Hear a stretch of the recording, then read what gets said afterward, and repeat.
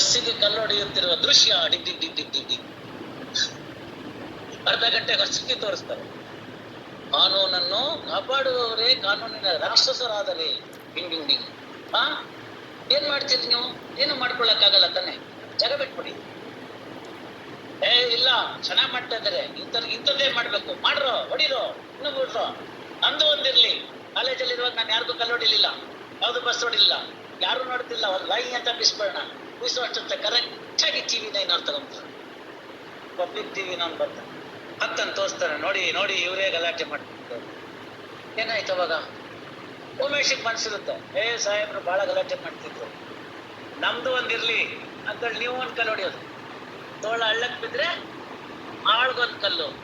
ಒಬ್ಬ ಮನುಷ್ಯನ ಸಮ್ಮುಖದಲ್ಲಿ ಒಂದು ಕುಕೃತ್ಯ ನಡೀತಿದ್ರೆ ಅವನು ಎಲ್ಲ ಪ್ರಯತ್ನ ಮಾಡ್ಬೇಕು ಅದನ್ನ ಬಿಡಿಸೋದಿಕ್ಕೆ. ಆಗ್ಲಿಲ್ವಾ, ಅಟ್ಲೀಸ್ಟ್ ಜಾಗ ಬಿಟ್ಬಿಡ್ಬೇಕು. ಇನ್ನು 20-30 ವರ್ಷ ಎಲ್ಲ ನೀವು ನಡೆಸ್ಬೇಕು, ನಾನು ಇನ್ನು 5 ವರ್ಷ, ಆಮೇಲೆ ಹೇಳೋರು ಇರಲ್ಲ. ಈ ಚೌಚೌ ಅಂತ ಇಂಗ್ಲಿಷ್ ಅಲ್ಲಿ ಕರೀತಾರೆ, ಕನ್ನಡದಲ್ಲಿ ಸೀಮೆ ಬದನೆಕಾಯಿ ಏನ್ ಕರೀತಾರೆ ನೋಡಿದಿರಿ? ಒಂದ್ ತರ ಇರುತ್ತಲ್ಲ ಹಸುರಿಗೆ, ಅದರದ್ದು ರುಚಿ ನೋಡಿ, ಇಂಡಿಪೆಂಡೆಂಟ್ ರುಚಿ ಇಲ್ಲ ಅದಕ್ಕೆ. ಬಣ್ಣ ನೋಡಿ, ಇಂಡಿಪೆಂಡೆಂಟ್ ಬಣ್ಣ ಇಲ್ಲ. ಬೀಟ್ರೂಟ್ ತರ, ಕ್ಯಾರೆಟ್ ತರ, ಟೊಮೆಟೊ ತರ, ಗೊತ್ತಾಯ್ತಲ್ಲ? ಅದು ಫಿಲ್ಲರ್ ಅಂತ ಅದಕ್ಕೆ. ಬಿಸಿಬೇಳೆ ಭಾತ್ಗೆ ಹಾಕ್ಬೋದು, ಪಲಾವ್ಗೆ ಹಾಕ್ಬೋದು, ಆರ್ಡಿನರಿ ಪಲ್ಯ ಮಾಡ್ಬೋದು, ಗೊತ್ತಾಯ್ತಲ್ಲ? ಉಪ್ಪಿಟ್ಟಿಗೆ ಹಾಕ್ಬೋದು, ಅಕ್ಕಿ ತರಿ ಉಪ್ಪಿಟ್ಟು ಬಹಳ ರುಚಿಯಾಗಿರುತ್ತೆ. ಏನದರ ಸ್ಪೆಷಾಲಿಟಿ ಅಂದ್ರೆ ಅದರ ಜೊತೆ ಯಾವ ತರಕಾರಿ ಇರುತ್ತೋ ಅದರ ಬಣ್ಣನ, ಅದರ ರುಚಿನ ಹೀರ್ಕೊಂಡ್ಬಿಡುತ್ತೆ, ಗೊತ್ತಾಯ್ತಲ್ಲ?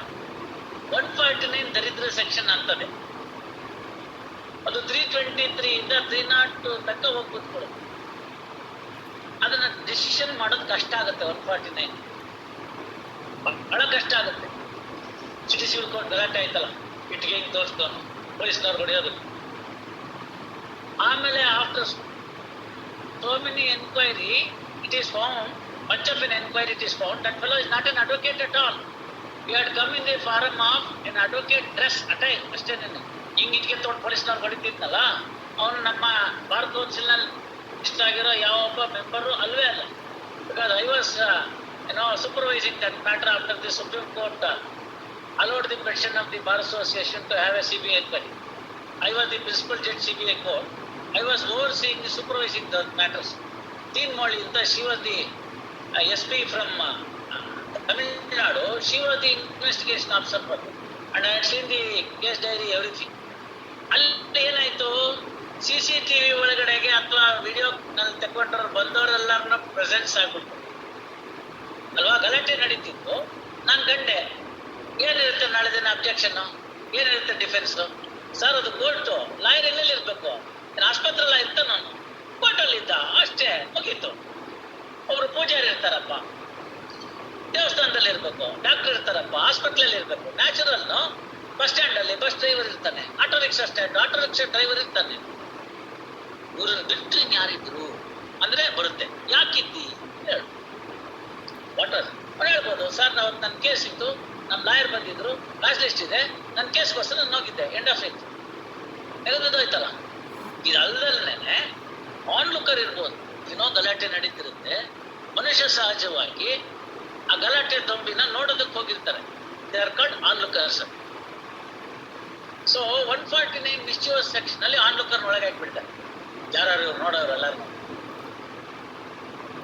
ಹಾಕ್ಬಿಟ್ರೆ ಏನಾಗುತ್ತೆ, ಪ್ರೆಸೆನ್ಸ್ ಪ್ರೂವ್ ಆಗೋಯ್ತು. Next is participation.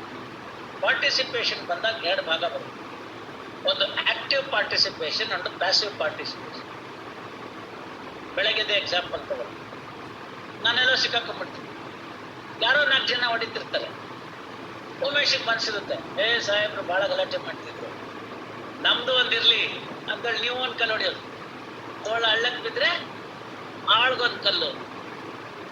ಇದು ಆಕ್ಟಿವ್ ಪಾರ್ಟಿಸಿಪೇಷನ್. ಪ್ಯಾಸಿವ್ ಅಂದ್ರೆ ನಿಂತಿದಾರ, ನಂಗಂತೂ ಹೊಡಿಯಕ್ಕಾಗಲ್ಲ, ಹೊಡಿಲಿ ಬಿಡು, ಅಕ್ರ ಇನ್ನೊಂದು 4 ಬಿಡಿಸ್ಕೋಬೇಕಾಗಿದೆ. ಒಬ್ಬ ಮನುಷ್ಯನ ಸಮ್ಮುಖದಲ್ಲಿ ಒಂದು ಕುಕೃತ್ಯ ನಡೀತಿದ್ರೆ ಅವನು ಎಲ್ಲ ಪ್ರಯತ್ನ ಮಾಡ್ಬೇಕು ಅದನ್ನ ಬಿಡಿಸೋದಿಕ್ಕೆ. ಆಗ್ಲಿಲ್ವಾ, ಅಟ್ಲೀಸ್ಟ್ ಜಾಗ ಬಿಟ್ಬಿಡ್ಬೇಕು. ಬ್ಯೂಟಿಫುಲ್ ಎಕ್ಸಾಂಪಲ್ ಆಫ್ ಮಹಾಭಾರತ ಆಯ್ತಲ್ಲ. ದ್ರೌಪದಿ ವಸ್ತ್ರಾಪಹರಣ ಅಂದ್ರೆ I always call it is a ವಸ್ತ್ರಾಕ್ಷಯ. ಅಪಹರಣ ಆಗಲಿಲ್ಲ, ವಸ್ತ್ರಾಕ್ಷಯ ಆಯ್ತು, ಅಕ್ಷಯ ಆಯ್ತು. ಧೃತರಾಷ್ಟ್ರಂಗೆ ಹೇಳ್ತಾರೆ, ಕಣ್ಣಿರಲ್ವಲ್ಲ, can you be a party for a 149? So that is from the defence angle. Prosecutor ಕೇಳಿ, ಹೌದು ಸರ್ ಅಂತ. ಅವನು ಹೇಳ್ತಾನೆ ಆರ್ಗ್ಯುಮೆಂಟು, ನಿಮ್ಮ ಆರ್ಗ್ಯುಮೆಂಟು, ಸರ್ ಅವ್ನು ಕೂಡ ದ್ರೌಪದಿ ಮೇಲೆ ಬಟ್ಟೆ ಇದ್ರೆಷ್ಟು, ಬಟ್ಟೆ ಇಲ್ಲದೆ ಇದ್ರೆಷ್ಟು, how does it make any difference? So Dhritarashtra can be accused for 149 in the so-called Vastrapahana, outraging the modesty of a woman. Right? Now prosecutor says, sir, this fellow, being the king, was bound to protect all his subjects. ಗೊತ್ತಾಯ್ತಲ್ಲ, ರಾಜ ಆದ್ರಿಂದ ತನ್ನ ಎಲ್ಲ ಪ್ರಜೆಗಳ ರಕ್ಷಣೆ ಮಾಡಬೇಕಾಗಿತ್ತು, ಆ ಜವಾಬ್ದಾರಿ ಇತ್ತು. ನಡೀತಿರ್ತಕ್ಕಂಥದ್ದು ಅವನ ಆಸ್ಥಾನದಲ್ಲಿ, right under his nose, right. So ಆದ್ರಿಂದ ಅವನು ಅದನ್ನ ನಿಲ್ಲಿಸ್ಬೇಕಾಗಿತ್ತು. ಮಾಡ್ತಿರ್ತಕ್ಕಂಥವ್ನು ಯಾವನ್ನೋ ಮೂಲೆನಲ್ಲ. ಹಿಂದೆ ಲಾಲ್ ಬಹದ್ದೂರ್ ಶಾಸ್ತ್ರಿಗಳು ರೈಲ್ವೆ ಮಂತ್ರಿಗಳಾಗಿದ್ರು, ಎಲ್ಲೋ ಯಾವುದೋ ರೈಲು ಆಕ್ಸಿಡೆಂಟ್ ಆಗೋಯ್ತು, ಇವ್ರು ಇನ್ನೆಲ್ಲೋ ಇದ್ರು. ತಕ್ಷಣವೇ ರಾಜೀನಾಮೆ ಕೊಟ್ಟು, ನಾನು ನೈತಿಕ ಹೊಣೆ ಹೊತ್ತು ನನ್ನ ಸ್ಥಾನಕ್ಕೆ ರಾಜೀನಾಮೆ ಕೊಡ್ತಾ ಇದ್ದೀನಿ, ನನ್ನ ಸಬ್ ಸ್ಟಾಫ್ನ ನಾನು ಸರಿಯಾಗಿ ನಮ್ಮ ಅಧಿಕಾರಿಗಳನ್ನ ಜವಾಬ್ದಾರಿನಲ್ಲಿ ಇಟ್ಕೊಳ್ಳೋಕ್ಕಾಗಲಿಲ್ಲ, ಆದ್ರಿಂದ ನಾನು ಇದಕ್ಕೆ ಜವಾಬ್ದಾರ ಅಂತ ಹೇಳಿ ರಾಜೀನಾಮೆ ಕೊಟ್ಟಂತು. ಇವಾಗ ಏನಾಗಿದೆ, ಇವರೇ ಆ ಸ್ಟೇಷನ್ ಇದ್ರು, ಯಾವನ್ನೋ ಮಾಡಿದ್ರೆ ನಾನೇ ರಾಜೀನಾಮೆ ಕೊಡ್ಲಿ, ಕೋರ್ಟಿನ ಸ್ಟೇ ತಂದಿದ್ದೀವಿ, ಅಲ್ಲ ರೀ ನಿಮ್ಮ ಮೇಲೆ ಕೇಸ್ ಆಗಿದಲ್ಲ, ತೀರ್ಮಾನ ಆಗಿ ನಾನು ತಪ್ಪಿತಸ್ಥ ಅಂತಾಗ್ಲಿ. ಅವ್ರು ಮಾಡಿಲ್ವಾ? ಅವ್ರ ಮೇಲಿಲ್ವಾ 4 ಕೇಸು? ಅವ್ರ ಕಾಲದಲ್ಲಿ ಡಿನೋಟಿಫಿಕೇಶನ್ ಆಗಿಲ್ವಾ? ನೀವು ಮಾಡಿಲ್ಲ ಅಂತ ಹೇಳೋದೇ ಇಲ್ಲ. ಅವರು 16 ಎಕರೆ ಬಿಟ್ರು, ನಾನು ಬಿಟ್ರೋದು ಬರೀ 4 ಎಕರೆ. ಇಷ್ಟಿಂದ್ರು ನಾನು ಇಷ್ಟೇ ತಿಂದಿದ್ದೀನಿ. ಎಷ್ಟು ಒಂದು 5-6 ದಶಕಗಳಲ್ಲಿ ನಮ್ಮ ದೇಶದಲ್ಲಿ ಪ್ರಿನ್ಸಿಪಲ್ಸ್ ಎಲ್ಲಿಗೆ ಬಂದ್ಬಿಡ್ತು ನೋಡಿ. So the argument that is put for this, right under your nose this is happening. Secondly, perpetrators are none other than your own children. And who is the victim? Your own family member. Bhishma ಇದ್ದಾರೆ, ದ್ರೋಣ, ಎಲ್ರಿಗೂ common ಪ್ರಿಪಾಸಿಟರ್ಸ್, ದ್ರೋಣಾಚಾರ್ಯರು ಇದ್ದಾರೆ, ಎಲ್ರಿಗೂ ಪಾಠ ಹೇಳ್ಕೊಟ್ಟ ಮೇಷ್ಟ್ರು, ಕರ್ಣ ಇದ್ದಾನೆ, ಹೂ also tried. Devadas ಅವನು ದ್ರೌಪದಿ ಲೆಕ್ಕಾಚಾರಕ್ಕೆ ಬಂದಾಗ he also tried to get Draupadi. ಅವನು ಹೋಗಿದ್ದ ಮತ್ಸ್ಯಂತರ ಬೇಯಿಸೋದಕ್ಕೆ, ಫೇಲ್ ಆಗಿದ್ದ. ಸೊ ಲವ್ ಫೇಲ್ಯೂರ್ ಕೇಸ್ ಅವನು ಕರ್ಣಂದು. ಸೊ ಅವ್ನ ಒಳಗಡೆನೆ ಆಸೆ ಇತ್ತು, ನಾನಂತೂ ತಗೊಳಕ್ಕಾಗಲಿಲ್ಲ, ಎಂಜಾಯ್ ಮಾಡೋಕ್ಕಾಗಲಿಲ್ಲ, ಯಾವನೋ ಮಾಡ್ತಾ ಇದ್ದಾನೆ, ನಾನು ಸುಮ್ಮನಿರೋಣ ಅಂತ. ಯೋಚನೆ ಮಾಡಿ, ಎಲ್ಲ ಡರ್ಟಿ ಮೈಂಡ್ ತಾನೆ. ಧೃತರಾಷ್ಟ್ರನಂತೂ ಕೂಡ ಇದೆಲ್ಲ ಆದ್ರೆ ಸರ್ ಅದಕ್ಕೆ ಹೆಂಗೆ ಯಾರನ್ನ ಆಗಾರೆ ಅಲ್ಲಿ ಮಾಡ್ಲಿಲ್ಲ ಅಂತಂದ್ರೆ ಹೊಸ ಇಚ್ಛೆ ಒಬ್ಬ ಹೇಳ್ತಾನೆ, ಇಲ್ಲ ಸರ್ ತಾವು ಮಾಡ್ತಿರ್ತಕ್ಕಂಥದ್ದು ಸರಿ ಇಲ್ಲ, ತಾವೆಲ್ಲ ಮಾಡ್ತಿರ್ತಕ್ಕಂಥದ್ದು ಅಂತ ಹೇಳ್ತಾರೆ. ಯಾರು? ವಿದುರ. ಆಮೇಲೆ ಹೇಳ್ತಾರೆ, ಆ ದಾಸಿ ಮಗ ನೋಡಿಸ್ರೋ ಅಂತ. ಅವ್ನು ಹೇಳ್ತಾನೆ, ನೀವು ಹಂಗೆ ಅಂತೀರ ಗೊತ್ತು, ನೀವೇನ್ ನೋಡ್ಸೋದ್ ಬೇಡ, ಇಂಥ ಕುಕೃತ್ಯವನ್ನ ನಾನಿದ್ದು ನನ್ನ ಸಮಕ್ಕಲ್ಲಿ ಆಯ್ತು ಅಂತ ನಾನು ಹೇಳ್ಕೊಂಡು ಮುಂದೆ ಇತಿಹಾಸದಲ್ಲಿ ನಾನು ಹೆಸರು ಬರೋದಕ್ಕೆ ಇಷ್ಟಪಡೋದಿಲ್ಲ, ನಾನು ಈ ಜಾಗ ಬಿಡ್ತಾ ಇದ್ದೀನಿ ಅಂತ ಹೇಳ್ತಾನೆ ವಿದುರ. ಸೊ ಸಭಾತ್ಯಾಗದ ಪಯಣೀರ್ ಯಾರು ಅಂದ್ರೆ ವಿದುರ. ಸಭಾತ್ಯಾಗ ಯಾಕೆ? ಅನ್ಯಾಯ ನಡೀತಿದೆ, ಅದನ್ನ ನಾನು ಸಹಿಸಲಾರೆ, ಆದ್ರಿಂದ ನಾನು ಇಲ್ಲಿ ಜಾಗ ಬಿಡ್ತೀನಿ ಅಂತ ಹೇಳೋ ಅರ್ಥವೇ.